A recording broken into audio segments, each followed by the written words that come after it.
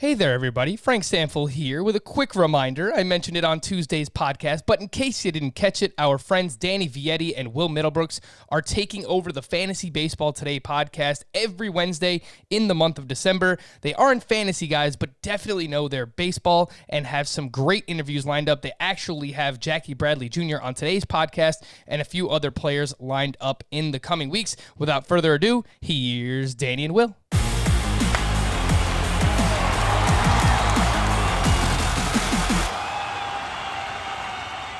Party people, what's good? Welcome to the Fantasy Baseball Today podcast. It is Wednesday, December 2nd. It is Hump Day. Happy Hump Day to everybody out there. Myself, Danny Vietti, along with my co-host, the World Series champ, Will Middlebrooks.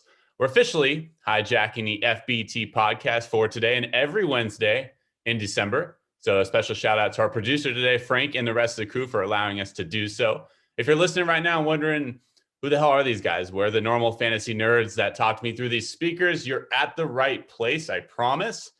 We're still baseball nerds. We just don't really know much about fantasy, but we think we know a little bit about baseball. We have free agency. We have insight. Most importantly, we have Jackie Bradley Jr. joining us on today's show. Speaking of World Series Boston Reds, there's a lot of Boston flavor in today's episode. How we doing out there, Will?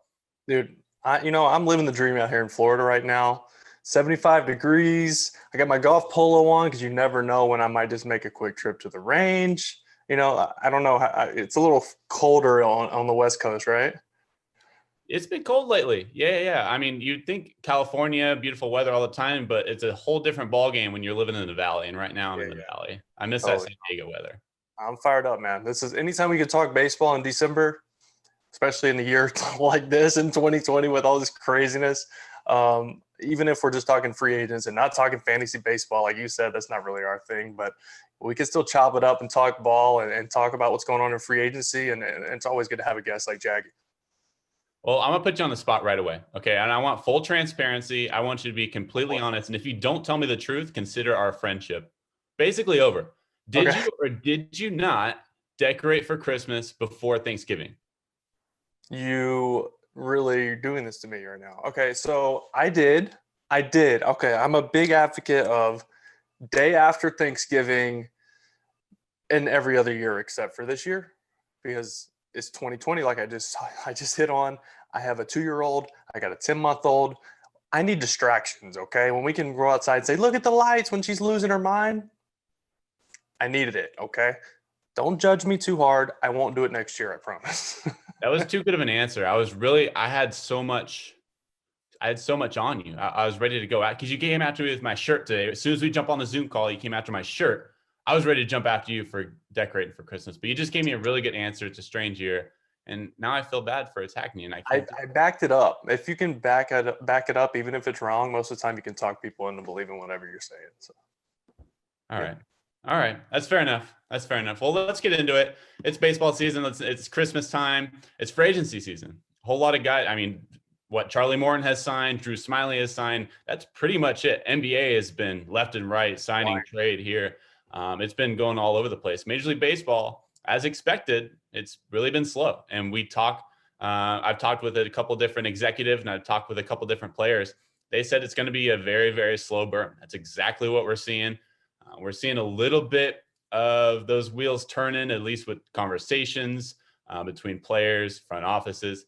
But we haven't really seen, we'll get into this too, because we're going to talk about Marcell Ozuna. We don't really know what the rules are going to look like in 2020. So in your perspective, that obviously changes the way owners are looking at next year and how they're going to go about their business here in free agency, right? Yeah, and unfortunately, just like everything else in this past season, it has to do with the virus and the vaccine and then you get to the nitty-gritties of the rules of are we going to have a universal DH, which it's still up in the air. We don't know. And that's going to affect guys like Marcel Ozuna. That's going to affect National League teams because it changes your complete lineup. That's more salary you have to pay. That's another position player you have to play. That's one less pitcher you might have on your roster or in your bullpen. So they're waiting as long as they can to get the fine print of these rules and everything out so they can construct their rosters after that. Well, let's construct some rosters right now. All right, let's start off. Biggest domino that is going to fall in free agency. Reigning Cy Young champ, Trevor Bauer. Right now, reports are saying, or at least he said, that he's might be interested in a 1-year deal, which is very unique for a guy that just won a Cy Young. Because a guy his age, he's 29 years old, coming off a Cy Young, he could probably get, especially in, even though it's a weird year as we have right now, he could probably get himself a long-term deal, set his family up for life, ride into the sunset. That might not be the case. It's a funny story. I was reading about it last night. The reason he's open to this 1-year deal is it's actually a bet between him and one of his buddies. And his friend said if he signs a long-term deal, Trevor Bauer, he has to stand there and take a paintball bullet. I think it was an airsoft bullet, one of the two. Paintball. Thank you. In the worst area possible you can imagine for a male. So that is where this starts. This is the foundation of why Trevor Bauer is thinking about doing this 1-year deal. And we know Trevor Bauer is a polarizing guy. He's not afraid to speak his mind. There's about 30 teams he could fit on. I think Cincinnati's a great fit where obviously he pitched last year, but there's about 29 other teams that want his services too. So I'm going to ask you straight up front, where do you think Trevor Bauer is going to go? Where do you think the best fit is for the reigning Cy Young champion? Yeah, this is one guy who it is hard to pinpoint one team. And I think another thing, other than the side bet he has going on with the paintball, is this just shows you how much confidence he has. Excuse me, he can just bet on himself and basically just say, you know what, I know I can get a lot more money in one season if I sign a 1-year deal, and I can just bet on myself. I know I'm going to pitch well, and that means I'm going to be a free agent again. They're either going to have to extend me to 2 or 3 more years, or I'll go free agency again, and I'm going to go visit. You see him on social media visiting all these cities, getting all the fan bases riled up. I could see, obviously, yes, the Mets going after him very, very strongly with a 1-year deal because they have $24 million off the book this year. Thank you, Mr. Robbie Cano. Yeah, that hurts them, but helps them much more, I think, especially in this case, trying to bring in another arm. You have Syndergaard, who could be back this year, coming off surgery. You have DeGrom. You just re-signed Stroman. Their starting pitching is ridiculous. Their bullpen has actually a ton of talent. We talked about this the other day. Mets seem to find a way to Met.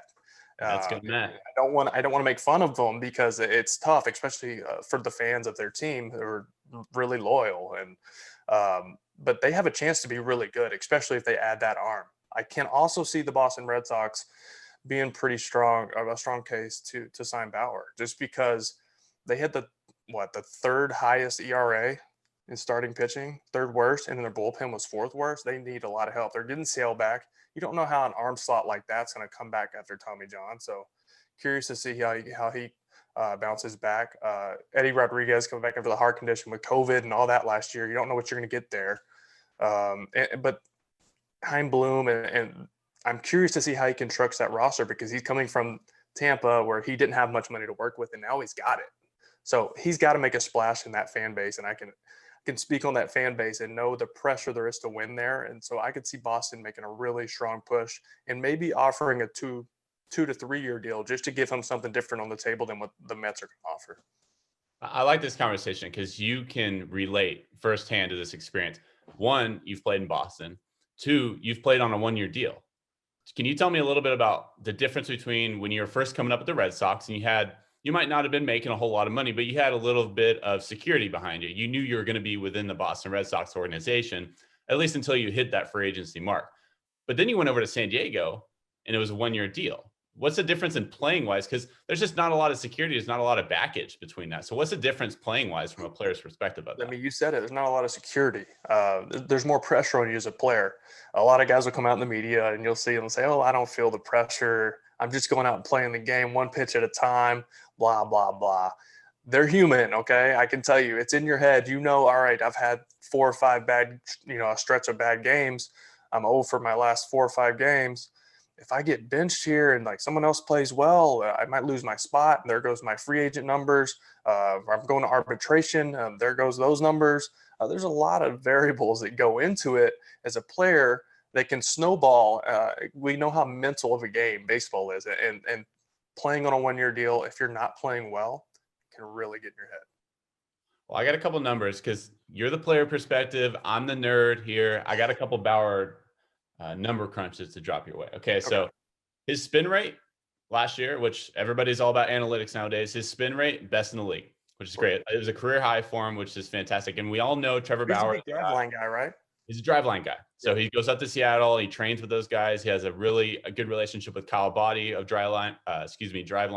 He's all about analytics, all about trying to get the most out of his body. However, if we're looking at the more classical old stats, his velocity was actually down last year compared to his career. So looking at his velocity, his rookie year, he's 94.9 miles per hour, his average velocity. Last year, he was 94.8. So that's comparing it to his rookie year. You would think your rookie year, you're coming out hard. The hardest he's ever thrown in his career. I'm going to interrupt quick. But you know why he was more successful? The spin rate on his curveball was so much higher.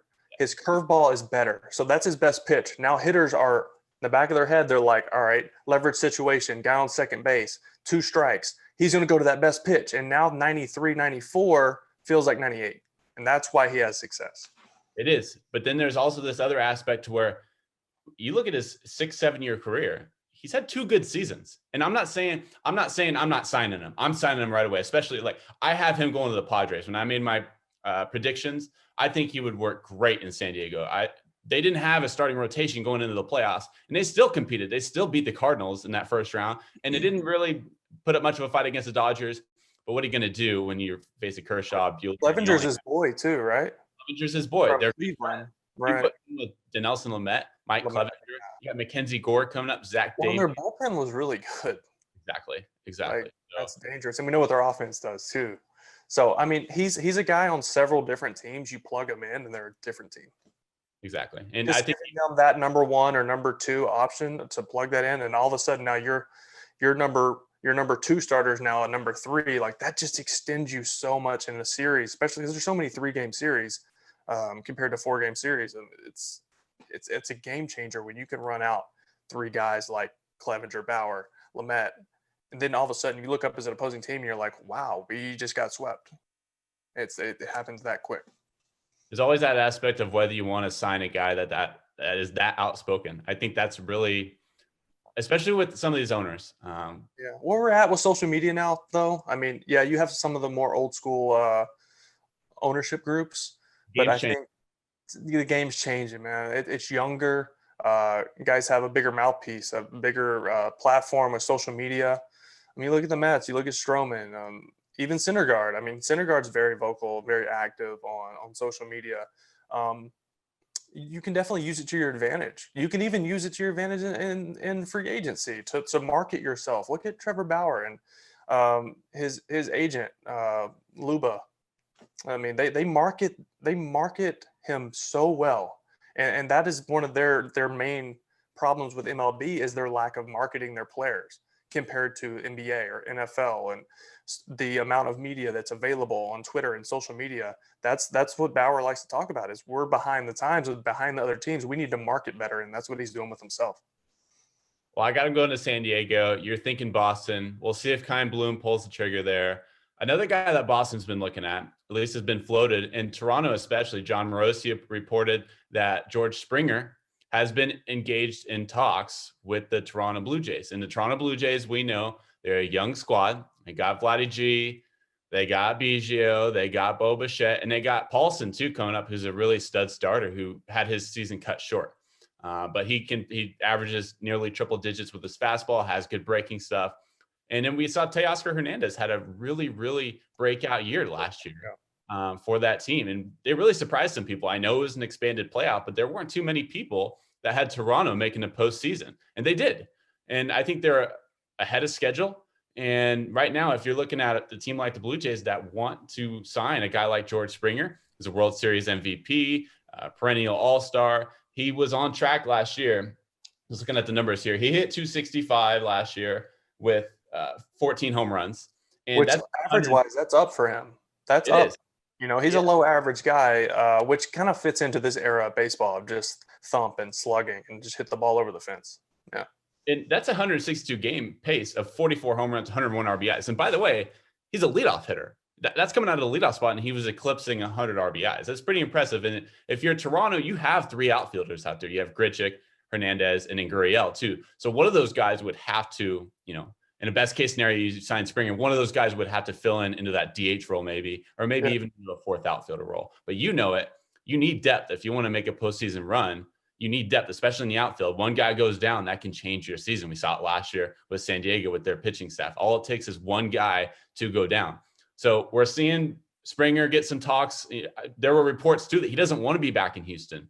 So maybe he does go to Toronto. Maybe he goes to Boston. Again, he's another guy where he can fit on 30 different teams. So it's anybody's best guess to where he's going to end up. But Toronto could be interesting. I think Toronto is a very good fit.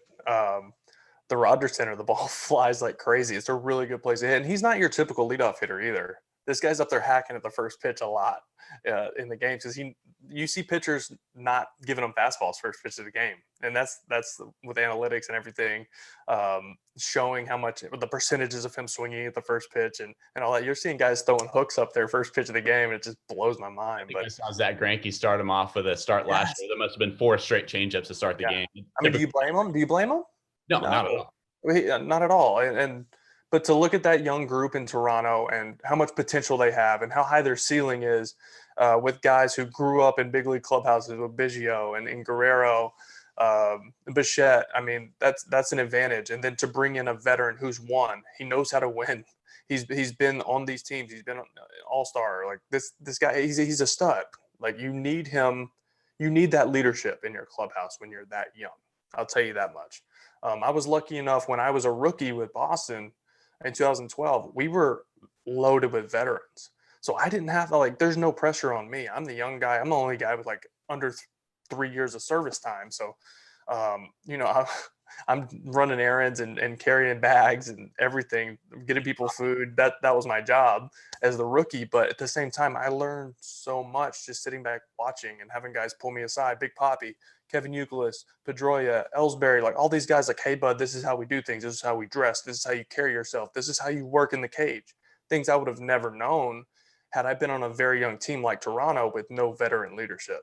So let me ask you this there, but I can also see him fitting in. I can see him taking less money to go to the Red Sox because New Britain, Connecticut, diehard Red Sox fan his entire life, went to UConn, and my wife's from Connecticut.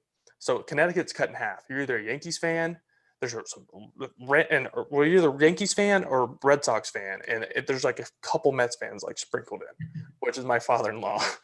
But it's your father-in-law. Yeah, but he was diehard Red Sox, and I'll tell you, I played for the Rangers 1 year. I spent more than half the year in AAA with them before I got to the big leagues, before I got called up. But I grew up going to Rangers games, and it was always my dream as a kid to play for the Rangers because that's the team that's in front of you. You can go watch them and sit in the stands. Gabe Kapler played for him. He threw me a ball in the stands, sitting by the dugout. These are memories I'll always have. So coming up, I'm man, that'd be really cool one day to play for that team. And that's the Red Sox for George Springer. So I guarantee he will take less money to go play there. So I know we already have a lot of East Coast bias going with this podcast with you, JBJ, and we already started off with Springer, and then we talked about Bauer too. But I'm going to go one more, and I'm going to say JT Realmuto, who I think is a great fit for the Mets, who you just mentioned. I think he's a great fit. They had Wilson Ramos back there behind a dish for the past couple of years. He was criticized multiple times by not only writers and fans, but some of his own players and his teammates. They say he just didn't do the job behind the dish, framing-wise, blocking-wise, just didn't do the job. Really great hitter. He was probably best in his designated hitter role whenever the Mets had that designated hitter option. Yeah. Behind the dish, they were more willing to put Thomas Nido back there. I think JT Realmuto, who I'm looking at his catching numbers, and he was in Major League Baseball in his defensive rating, and his frame rating was 10th.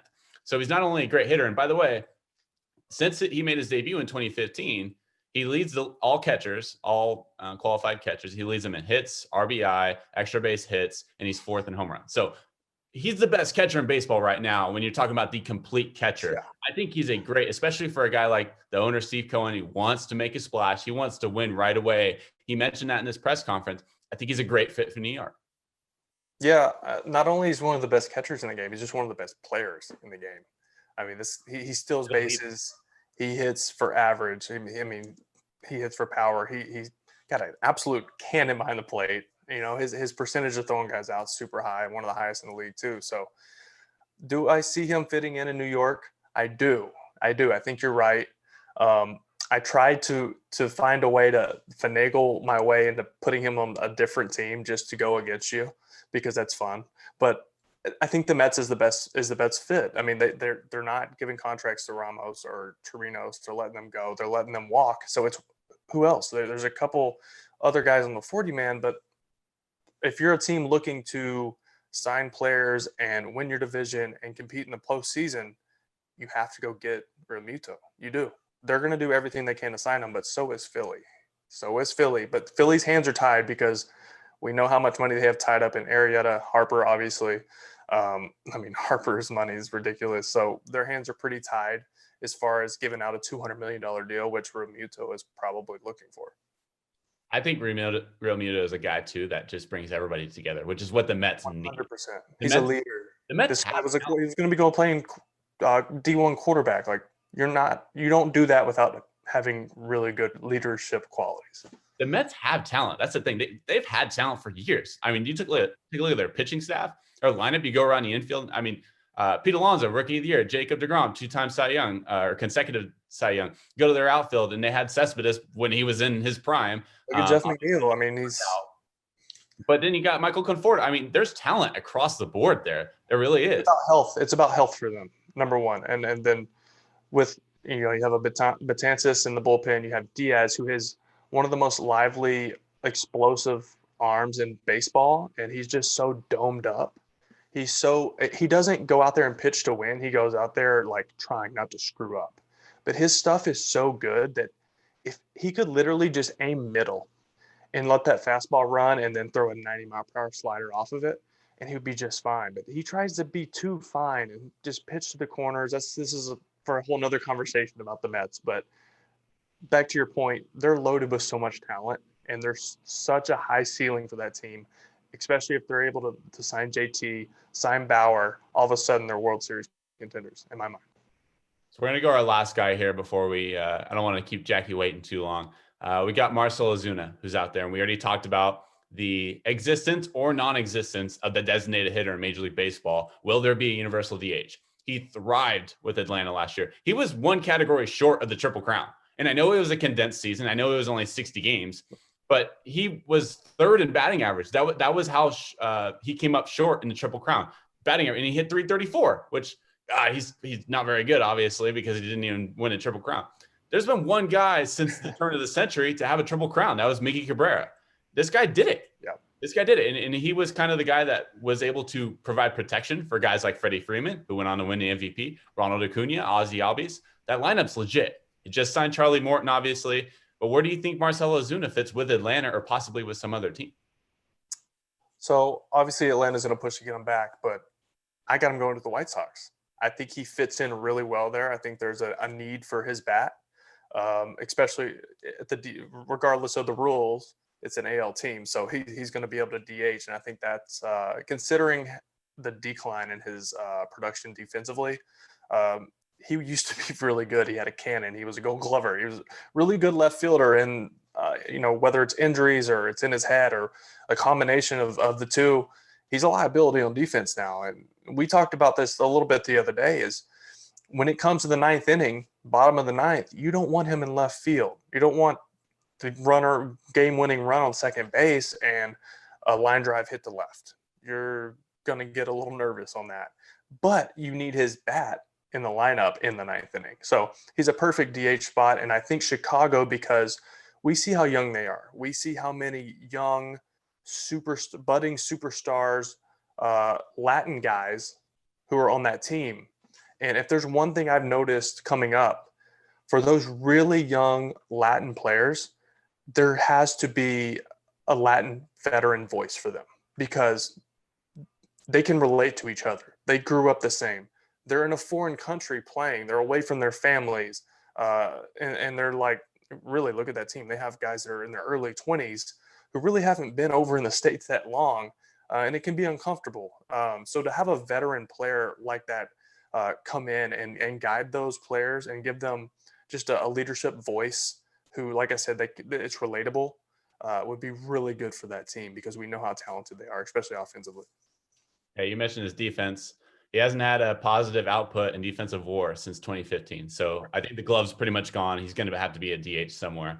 Sure. I have him going to Atlanta if the DH stays. I have him going to Chicago. I'm totally with you. I think he's a great fit for Chicago if there is no DH in the National League.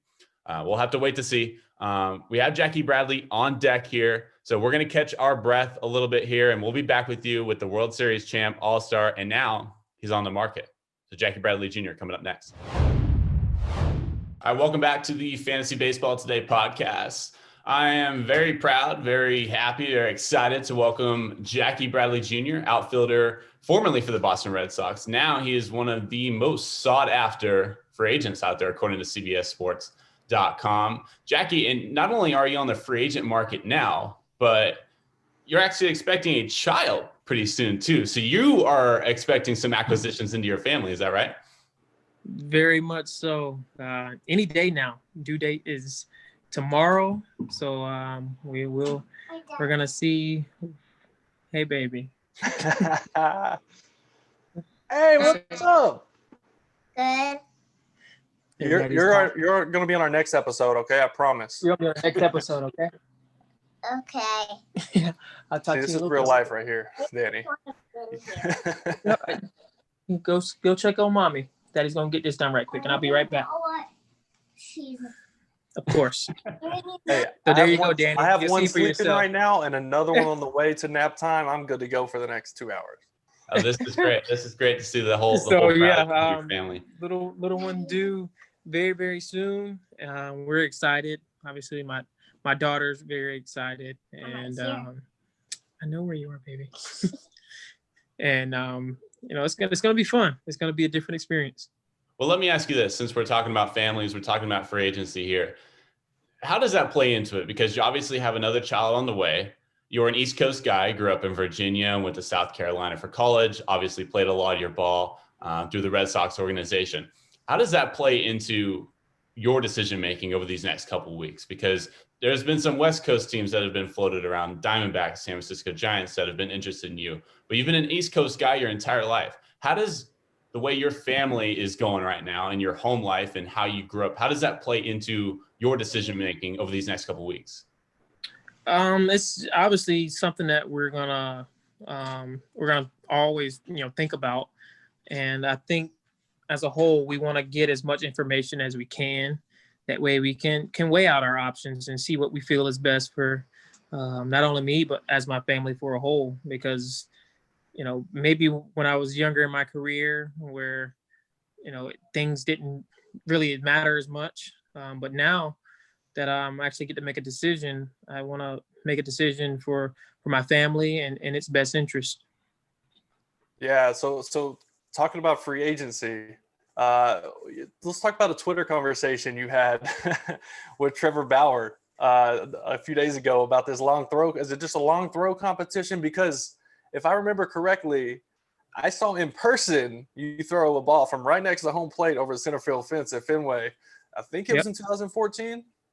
Yeah, it was in 2014. It was our last year together. There's a little, but yeah, that was don't a little. Be so humble. You know the exact date and time you threw that ball over the fence. No. I think the correct answer was which time. It was more than once. Great point. Great point. I did throw it on the rocket arm. I'll tell you that much. And on Utah Street in Baltimore. Utah Street in Baltimore from home plate. Yep. I actually told David Ortiz that I said, David, I'll give you this one round right here. I will throw my ball farther. My arm was feeling good that day. So I said, I will throw my ball farther than you can hit one during BP right now. This is David Ortiz. And he said, is that right? Is that right? Is that right, Junior? Is that right? So needless to say, I did throw it farther than him that round for his BP. And I threw it on the Utah Street. I think I one hop or two hot the building. Now that's impressive because I was telling Danny earlier, I was in the cul-de-sac with my neighbors. My game days are a little different now. I'm only 2 years, outside away from the game, but I played catch for like 30 minutes with a football outside yesterday.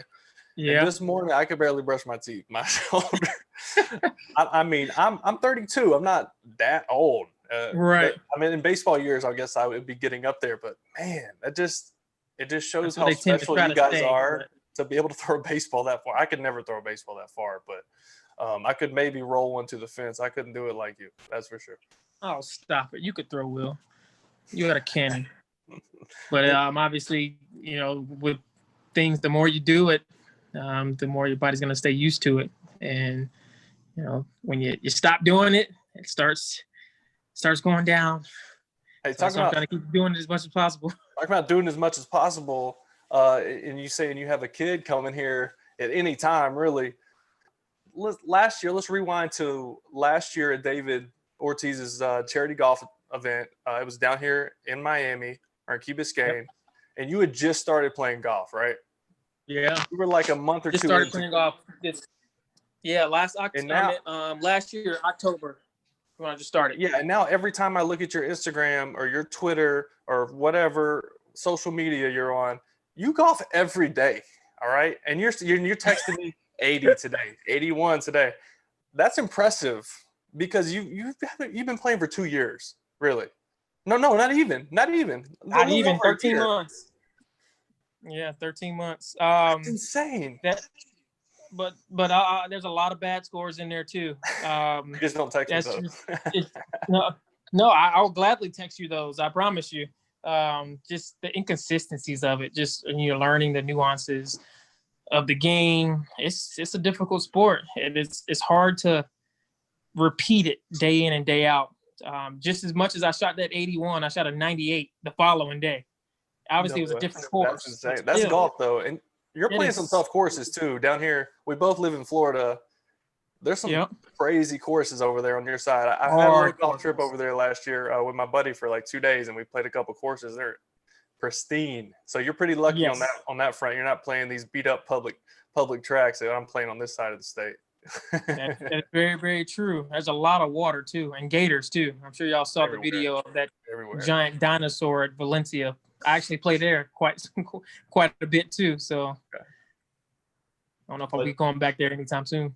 Well, Jackie, we're talking about training for golf. How about training for baseball? Obviously, this last year has been tough for everyone involved, from the pandemic to the fight for social justice. There's been so many different, for lack of a better term, distractions and noise coming from everywhere. You didn't seem to miss a beat. You had one of your best hitting seasons at the dish.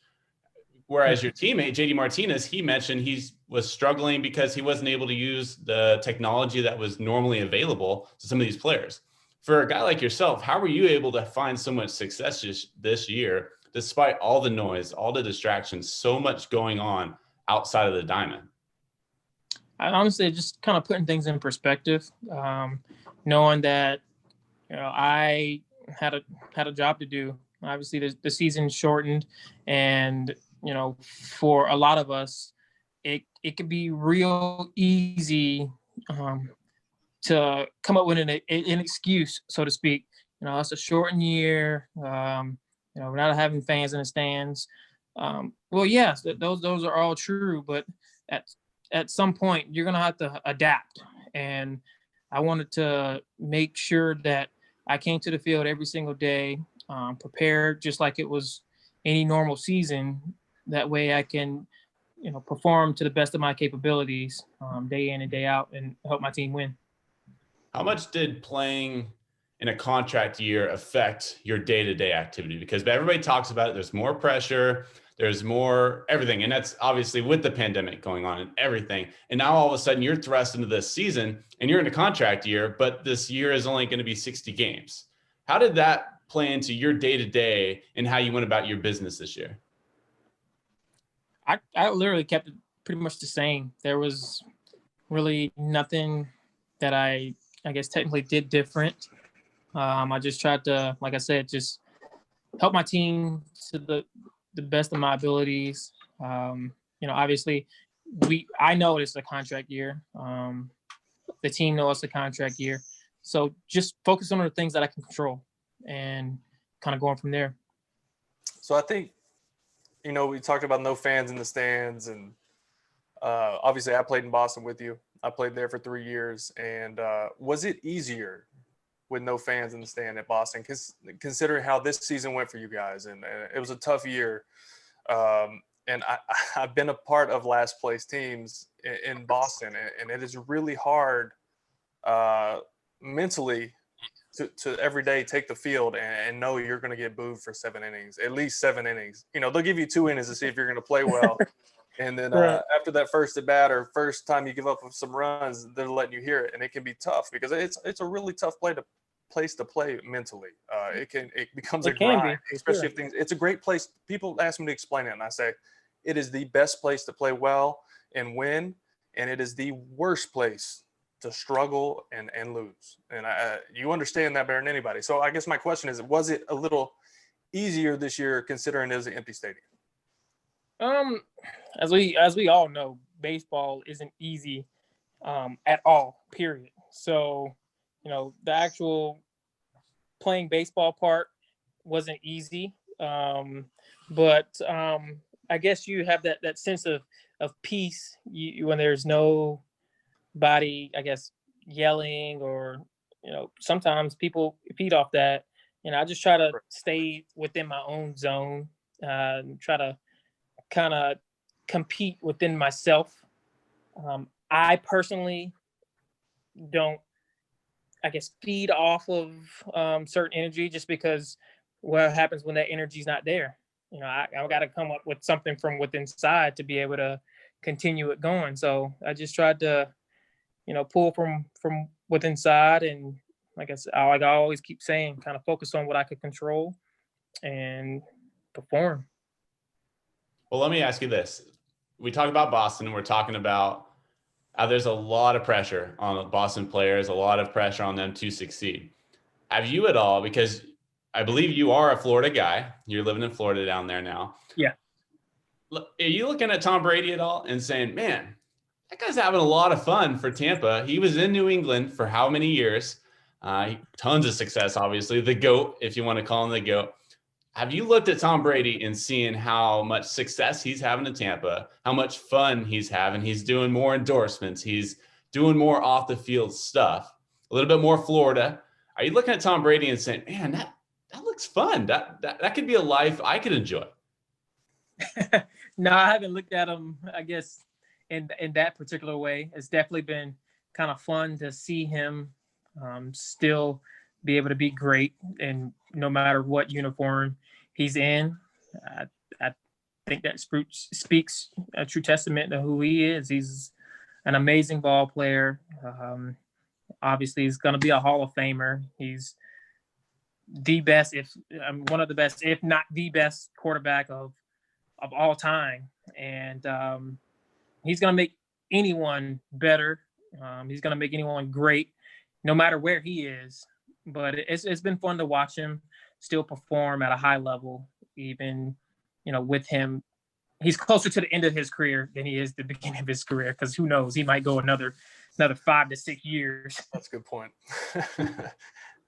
Yeah, I think with the whole TB12 thing he's got going and he's built, when he was first saying, I'm going to go to Tampa, I'm thinking, okay, there's got to be a reason. All right, his body's going to last longer in the heat and the humidity than he would in New England playing in 25 degree and snowing. So there was definitely something behind that as far as his decision making. But I think I can definitely speak on. So I played 3 years in Boston. I already said that. And then I went to San Diego, which was like at the time was the polar opposite of playing in Boston. They didn't care about baseball in 2015 there. They didn't care about much other than going to the beach and surfing. That's what the baseball fans there, baseball was on the back burner. They hadn't had a good team in a while. And we put together a good team and went there and played all right. And then they broke the team up, but that's for another time. But the point I'm getting at was there was a sense of relief. I love playing in Boston. I love the pressure to win in Boston, but being able to go experience somewhere else, especially, like I said, polar opposite, was I didn't enjoy it as much. I enjoyed being able to take a breath and relief, and it was kind of a relief in terms of lack of pressure. But when you come up in Boston system and we both were drafted by Boston, we both got to the big leagues with Boston, that becomes normal. And then you go somewhere else thinking, okay, this is going to be perfect. I can get away from that craziness and that pressure. And then you just find yourself missing it. So I think where you're at in your career now, in free agency, being arguably one of the best center fielders in the game. You're drafted in 2011. You get to the big leagues in 2013. 2013, 2014, beginning of 2015, like you're up and down. You're back and forth between Pawtucket. Oh yeah. I mean, it felt like hundreds of times, right? Like you knew that highway. You know exactly how long it was going to take you from point A to point B. You didn't really get a lot of great opportunities to be an everyday guy, to get consistent at bats, and that's hard at that level to just play 3 days a week, and then they expect you to play well because that's how you earn spots in the lineup. Yep. But you didn't get that chance till really the second half of 2015. Played well, and then obviously we know what you did in 2016. You know, made your first All-Star team. I expect more, Jackie. Come on, I think you got more in you. But I guess my question is, you going through that tough road to get where you are now, and grinding it out, and just not having an easy path to free agency or to have success. I think, has that made you more grateful and more aware of everything around you and just kind of appreciate where you're at a lot more? 100%. You definitely get that, that appreciation for, all of the things that you've been through, the good, the bad. You see the people who are in your corner. You really start to lean on people.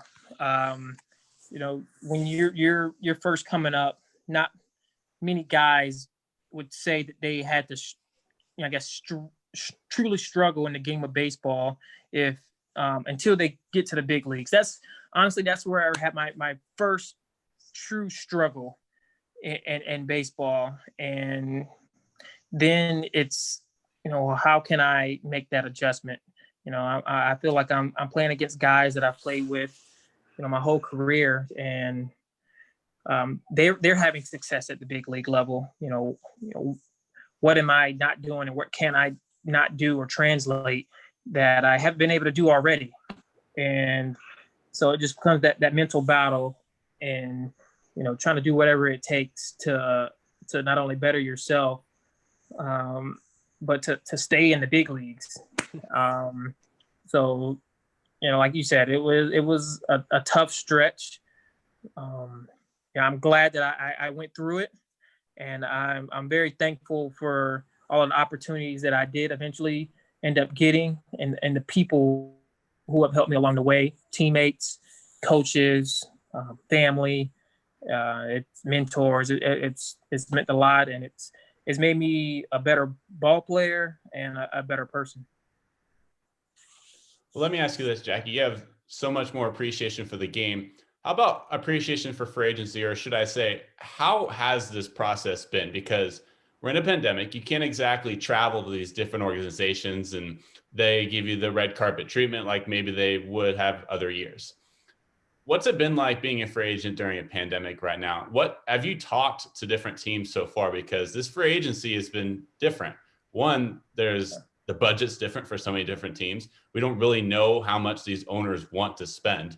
From a player's perspective, what's these last 30 plus days been like? Have you been talking to any specific teams? Has your agent been able to travel and talk with different organizations to get a feel for what the market is for a guy like yourself? Yeah, I've definitely been able to, hear from a couple teams, and that's good to know that there's definitely interest, and interest from multiple teams. But I think as of right now, things are kind of moving slow. As you can see, you look around and you see NBA, they're just bow. They're just making moves left and right. And I think we all kind of knew that baseball was going to be slow. So over the past couple, like you said, 30 days or so, things have just been, I guess, kind of very chill, very relaxed. Haven't really heard, much talk around the league right now. But for me, that's fine. I mean, I'm a pretty patient guy, and that hasn't really been my main focus at the moment, because, like you said, I have a little one who is going to be here imminently, and that's been my main focus, making sure I'm here my family, and all that other stuff is just going to take care of itself. Well, let me tell you, Jackie, we really appreciate you, man. And we're wrapping up time here, but my man Will here has some rapid fire questions just to kind of get to know you more, because we know you as a player. I want to know more about you as the person. So Will, go ahead and take it from me, man. I will say I know the answer to most of these already, but the world doesn't. All right. Just 9 questions, all right? All right, we're going to start here. All right. What golf clubs and golf balls do you play? In golf clubs, well, my driver is a Callaway Maverick, and then from there on, I got the 3-wood TaylorMade Sim, and all of my clubs are TaylorMade P790s. Big time. All right. Yep. Over under 2 days a week, you have Chick-fil-A.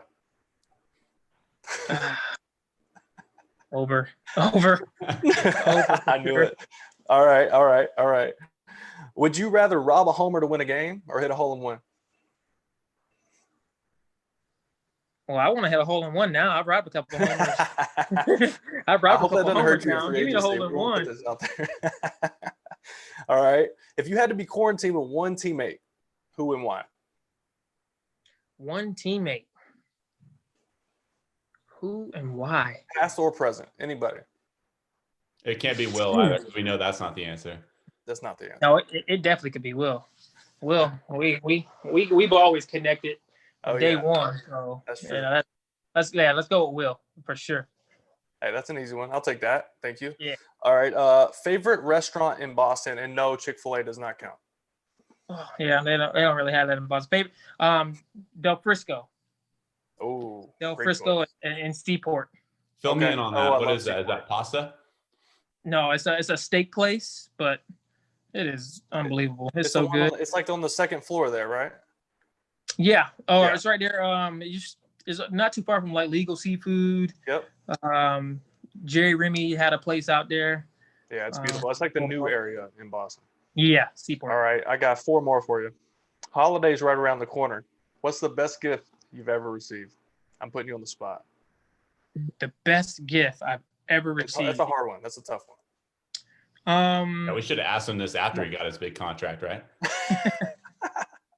Great point. No, I believe my wife has gotten me a couple gifts each year during Christmas that were very, very family sentimental values, stuff that I could hold on to that I'm going to obviously remember for the rest of my life.